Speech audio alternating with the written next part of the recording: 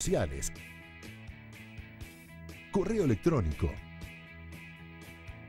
y acceso al sitio clientes para que puedas autogestionar tu cuenta, ver e imprimir la factura, realizar pagos, chatear con un representante y mucho más. Todos los días, las 24 horas y sin moverte de tu casa. Con Cablevisión y Fibertel, disfruta más.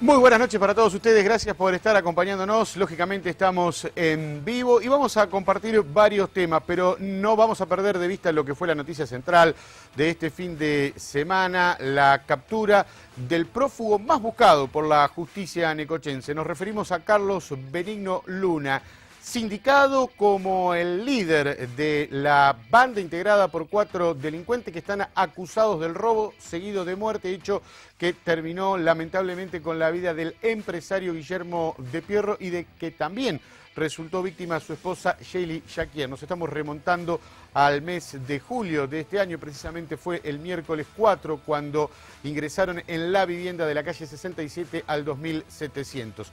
La investigación es conocida por todos, las primeras 3 detenciones que se registraron, en realidad de ellos 2 fueron de manera voluntaria. Con el correr del tiempo y los elementos que fue reuniendo la investigación judicial y policial, se logró el dictado de prisión preventiva para los 3 acusados: Alan Franco Maldonado, Marcos Ibauza y Genaro Sarabia. Para estos 2 últimos, en calidad de coautores de homicidio en ocasión de robo, para el primero de encubrimiento agravado por la modalidad del hecho y por el fin lucrativo, están alojados en el penal de Batán. Lo nuevo ha sido la detención efectivamente de Luna, un sujeto pesado con muchos antecedentes penales. Yo decía doble pedido de captura, porque hay que recordar que antes de este desgraciado episodio se había fugado del Hospital Iriursun cuando ocurrió un traslado de la comisaría segunda a ese centro de salud,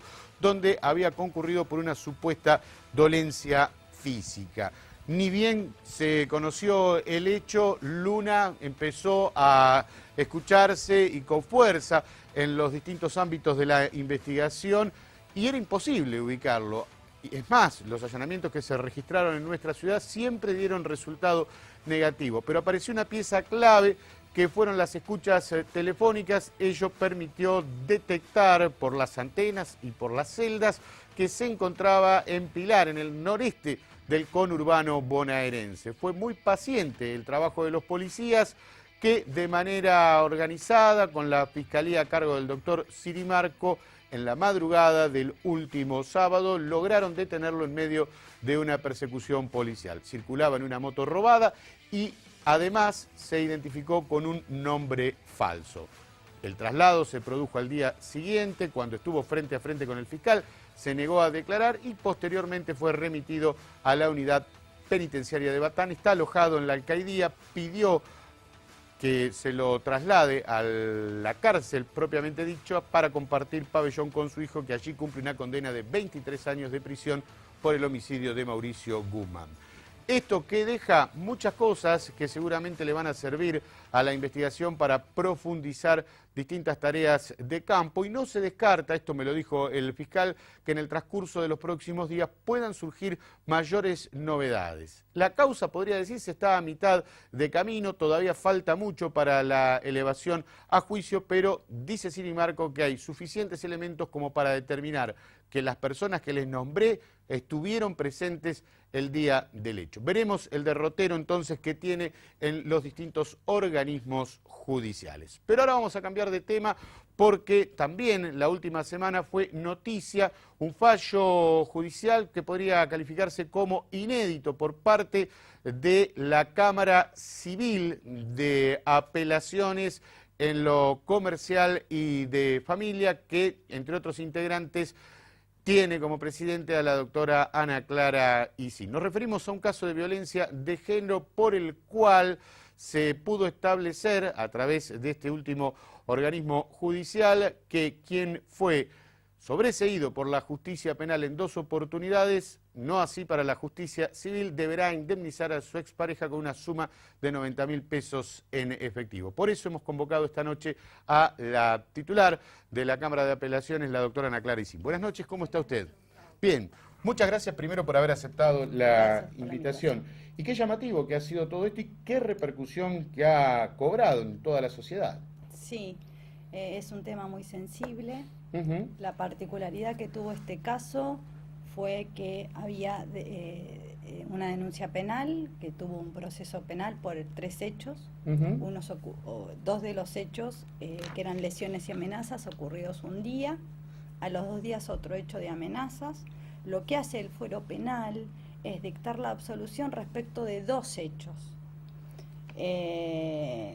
Porque consideró que no estaba acreditado ni el hecho ni la participación. Estos hechos eran lesiones y amenazas.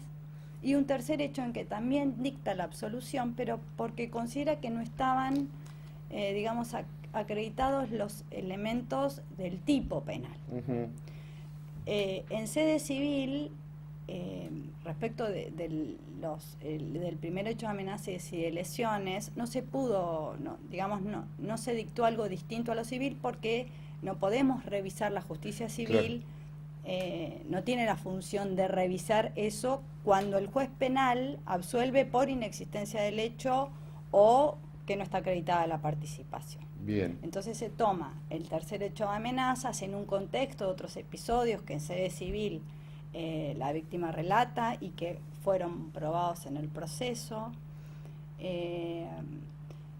Lo que tiene el fallo es toda una fundamentación de desde qué lugar o qué mirada se tiene en la valoración de la prueba y desde una perspectiva de género, donde hay mayor amplitud probatoria y en definitiva es la mirada de cómo se interpretan las declaraciones de los testigos, las declaraciones de la víctima. Eran todos coincidentes en el relato, eran coincidentes en cómo la víctima había cambiado determinadas cuestiones que tenían que ver con su cotidianeidad, el temor que sentía, la angustia que sentía. Bueno, y en base a eso se concede la indemnización solo por daño moral, no respecto de todo el reclamo que había hecho respecto del daño material y del daño físico, porque lo que no pudo hacer la Cámara, porque hay una prejudicialidad por lo resuelto en sede penal, es respecto del daño físico. Es decir, doctora, que usted tuvo una mirada completamente distinta a la que se le dio en sede penal sobre el último de los hechos de amenazas. Sobre el último de los hechos de amenazas, claro, porque el juez penal consideró que no había elementos, que la actitud que había tenido quien fuese imputado y demandado en sede civil no llegaba a infundir, o no era una conducta pasible de infundir temor en la víctima, pero en esta víctima, y de acuerdo a un contexto en el que queda planteado la relación vincular que tenían, sí lo logra. Claro. Hay un testigo que es fundamental, que es un vecino del lugar donde la víctima trabaja en un negocio, donde va marcando cómo ella cambiaba los horarios de apertura y de cierre, o lo hacía en compañía de terceras personas, o atendía el negocio con la puerta cerrada. Claro. Entonces, bueno, desde allí se fue construyendo a partir de en parte hubo prueba que se utilizó, se trajo de la prueba penal que estaba incorporada como prueba al expediente y otra prueba o declaraciones dentro del proceso civil. Ahora también es válido destacar que la mirada que ha tenido la Cámara a través de la doctora Ising no ha sido la misma que tuvo en una primera instancia como la del juzgado civil y ante el mismo planteo. Claro, porque digamos que el juez civil cuando resuelve valora los testimonios, pero no en este contexto, Sí. ¿sí? Del que yo vengo relatando, y que además, digamos que la perspectiva de género tiene una particularidad, además es una obligación del Estado de juzgar con perspectiva de género. Ahora, también surge la pregunta, si a partir de este fallo vendrán unas cataratas de demandas para quienes han sido víctimas de violencia de género que también están buscando un resarcimiento económico. Yo eso no lo sé, sí sé que es un fallo en donde se pudo acreditar, de acuerdo a la prueba que había, un tipo de violencia que es muy difícil de acreditar, que es la violencia psicológica, que es la menos visible o la que está más naturalizada desde los estereotipos de género, y que es muy dificultoso. Digamos que si va a haber una catarata de reclamos o no, eso yo no lo sé, porque depende de cada víctima y de si la víctima está en condiciones o quiere o elige transitar todo lo que significa un proceso judicial con las características que tienen las relaciones interpersonales, y que pondría a exponer toda Eso una mismo. intimidad que no, depende de lo que cada uno elija. Eso mismo lo que le iba pasa es que, a acotar, ¿no? La exposición de la víctima ante un proceso porque tan delicado como el de violencia de género. hay que llevar adelante el proceso y hay que llevar adelante todo el procedimiento probatorio, ¿sí? Donde, bueno, tiene que haber prueba, ¿no? Y precisamente hablando de pruebas, el abogado que representó a la víctima en una nota que le realizamos recientemente dijo que, bueno, él se había encargado de que toda la prueba que se pudo reunir llegara al ámbito de la justicia civil para la decisión en la que se Sí, se tuvo en cuenta esa prueba, y también otra prueba que se produce en sede civil, aunque los testigos fueron los mismos. Bueno, en el juego este de la audiencia, de la pregunta y repregunta, en sede civil también se produjeron los mismos testimonios. ¿Ha tenido que intervenir en situaciones de esta naturaleza como un tribunal de alzada que integra? ¿Es mucho a las causas que llegan? No. Esta es la primera. Respecto de, digamos, violencia de género en una relación de pareja, ¿sí? Digamos que las interpretaciones digamos, el juzgamiento de la perspectiva de género es transversal en todas las materias, ¿sí? No solo en aquellas que hacen a lo que se denomina violencia de género y doméstica en las relaciones interpersonales. Bien. Doctora, nos ha aclarado un poco esta cuestión, sobre todo en cuanto a los fundamentos de este fallo que, como dije al principio, es inédito y seguramente va a sentar precedente. Y sí, en Necochea es el primero de la Cámara en este sentido y acotado a estas, digamos, relaciones de pareja. Sí hay otros, hubo uno el año pasado respecto de una falta de reconocimiento de hijo, y bueno, y se valoró también la cuestión de violencia psicológica, pero en este era más directo. Ha sido muy amable su presencia esta noche y esperemos que no sea la última vez que podamos dialogar sobre cómo trabaja la justicia desde el ámbito civil, como es en su caso. Bueno, muchas gracias. Por favor. Nos vamos a la pausa y ya volvemos para hablar de la banda del Corsa. Tenemos que retroceder en el tiempo unos 2-3 años porque han surgido novedades. Les adelanto, todos los integrantes van a juicio abreviado. No se lo pierda porque ya volvemos.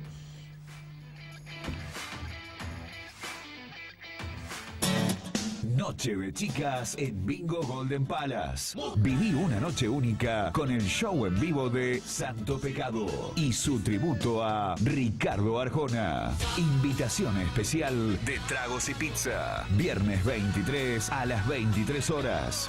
Las esperamos en Bingo Golden Palace para agasajarlas, cantar junto a Santo Pecado, divertirnos en una noche de chicas inolvidable. Entrada libre y gratuita. Están invitadas.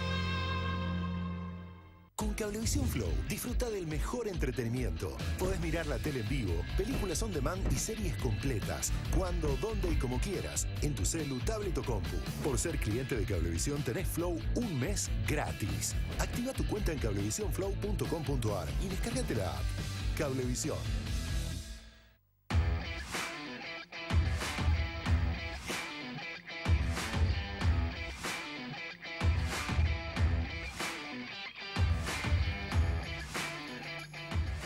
La banda del Corsa, así se denominó esta organización delictiva que se cansó de cometer robos en Tres Arroyos y como le iba tan bien allí, se amplió en cuanto a otros lugares de la provincia de Buenos Aires, a otras ciudades y aterrizó en Necochea, pero todo no le salió como lo tenía planeado. Por lo menos nos remontamos al 23 de enero de 2017, cuando dos sujetos, mediante un ardid, irrumpieron en el domicilio del matrimonio Subigaray, en calle 65, casi 46, y mediante una serie de situaciones violentas que se dieron, se alzaron de una suma de dinero. Fue importantísima la participación de una testigo que advirtió lo que estaba sucediendo y enfrentó cara a cara a los delincuentes. Recuerdo que uno de ellos le llegó a disparar. Persecuciones mediante, pruebas que se fueron reuniendo y detenciones que se concretaron en Tres Arroyos y que alcanzaron en su momento a Carlos Alberto Zubrani y Patricio Alberto Álvarez. Con posterioridad, Juan Manuel Medina, otro de los integrantes, decidió ponerse a disposición de la justicia. Y Medina es defendido por el doctor Carlos Sajarne. Buenas noches, ¿cómo está? Buenas noches, ¿qué tal?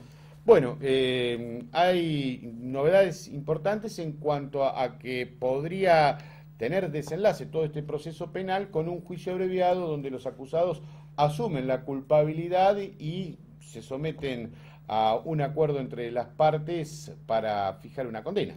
Es verdad, si estamos en tratativa con el Ministerio Público Fiscal, llegó a un acuerdo, un juicio abreviado por el mínimo de la pena.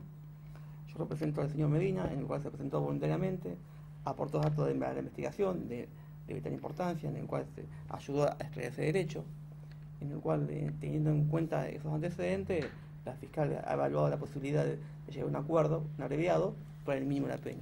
Yo nombré primero a Zubrani y a Álvarez porque fueron quienes participaron del hecho. Medina es el propietario del Chevrolet Corsa. No, Medina es el segundo partícipe en el hecho. Es el segundo partícipe en el hecho. Exactamente. Correcto. ¿Y cuál es la situación de Medina que difiere de la de Zubrani y Álvarez? Y con referencia a Medina estamos pidiendo una participación secundaria en el hecho. Estaba trabajando también con referencia a la calificación en el cual se ha elevado a juicio. Estamos llegando a un acuerdo en ese tenor, ¿no? Pidiendo un cambio de calificación en el cual estamos trabajando sobre el mismo hecho, ¿no? Si bien tengo entendido, su defendido en Tres Arroyos ha prestado colaboración con la justicia como arrepentido, si vale esta figura, y eso le ha dado algún tipo de beneficio en la práctica. Es cierto, sí, es cierto. También se puso a disposición conjuntamente del juzgado de garantía número 1 de Desarrollo, en el cual se presentó, en el cual también prestó una colaboración en cuanto a la investigación y ha ayudado también a esclarecer el hecho y en el cual está bajo las normas del testigo protegido. Y eso mismo es lo que se pretende, teniendo ese antecedente, lograr en esta causa que se... No. Acá es independiente, ¿no? Acá simplemente lo que hay pedido es un pedido de modificación a su prisión preventiva en función al pedido que se hizo en la ciudad de Desarrollo, en el cual declaró bajo en esas condiciones, ¿no? ¿Aportó datos importantes para la investigación? Aportó algunos datos, sí, realmente sí.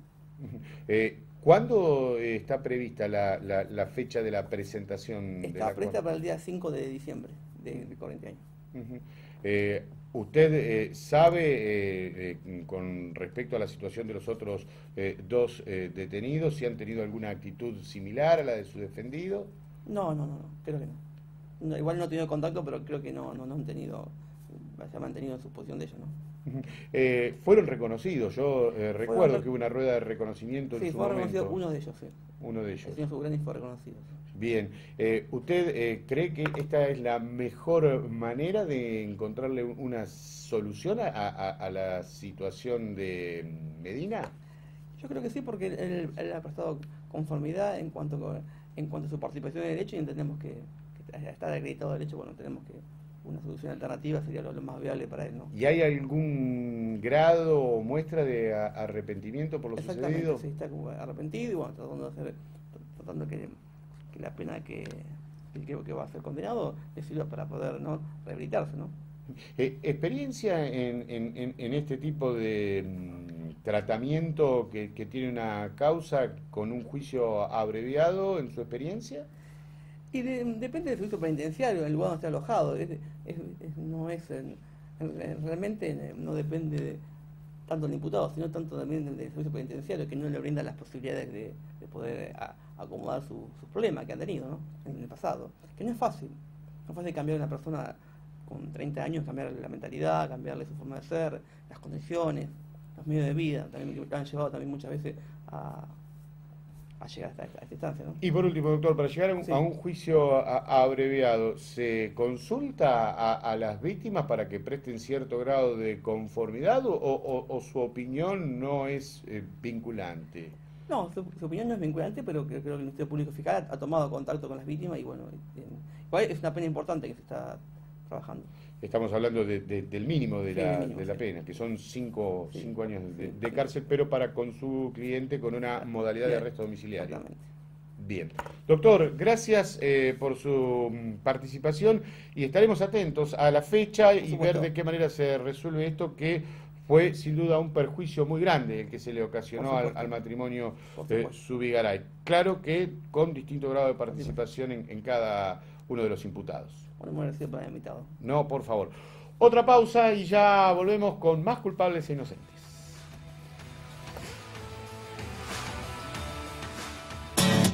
Noche de chicas en Bingo Golden Palace. Viví una noche única con el show en vivo de Santo Pecado y su tributo a Ricardo Arjona. Invitación especial de Tragos y Pizza. Viernes 23 a las 23 horas. Las esperamos en Bingo Golden Palace para agasajarlas, cantar junto a Santo Pecado, divertirnos en una noche de chicas inolvidable. Entrada libre y gratuita. Están invitadas. Te recordamos que podés contactarnos e informarte sobre nuestros productos telefónicamente al 0810-122-2225. Por mail escribiendo a clientes@cablevisión.com.ar o a través de nuestra sucursal virtual ingresando en cablevisión.com.ar las 24 horas del día, los 365 días del año. Cablevisión.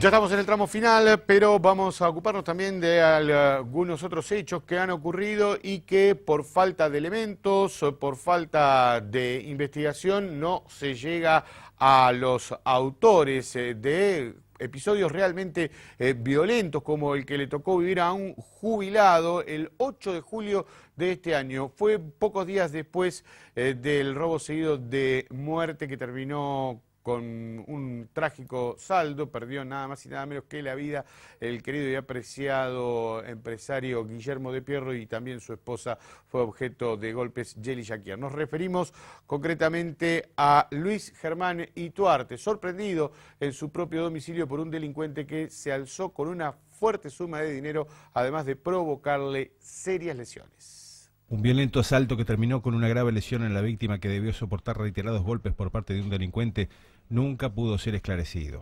El salvaje hecho ocurrió el último domingo 8 de julio en una vivienda de calle 47 al 2500, casi avenida 58, donde reside Luis Germán Ituarte, un jubilado de 79 años de edad que fue despojado de una fuerte suma de dinero y un par de zapatillas. En la mañana de ese día el malviviente ingresó por el frente de la propiedad, que no cuenta con ninguna medida de seguridad y está ubicada en cercanías a la terminal de ómnibus. Tras forzar con una patada la puerta de acceso, se encontró con el hombre que estaba en una habitación descansando sobre una cama. Prácticamente sin mediar palabra, el asaltante comenzó a golpear con un hierro a Ituarte, provocándole lesiones en distintas partes del cuerpo y en el rostro, a tal punto que una de ellas le afectó seriamente uno de sus ojos. Con la víctima reducida, el individuo se apoderó de una importante cantidad de dinero, cercana a los 50.000 pesos y un par de zapatillas. Inmediatamente después se retiró por el mismo lugar que había ingresado, desconociéndose si un cómplice lo guardaba a bordo de un vehículo en las inmediaciones para darse la fuga. Ituarte recurrió a un vecino que le prestó auxilio y se encargó de su traslado al hospital municipal, lugar en el que los médicos lo asistieron comprobando la gravedad de las heridas sufridas.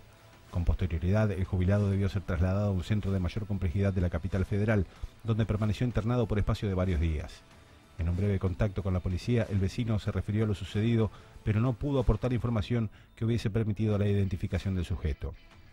La feroz golpiza se registró 4 días después de otro grave hecho de inseguridad, la muerte del empresario Guillermo de Pierro, ocurrida durante un robo del que también fue víctima su esposa Shelly Jaquier, episodio que generó un clima de marcada indignación social. La investigación no pudo reunir elementos para dar con el autor de tan violento atraco que terminó afectando seriamente la salud de un jubilado.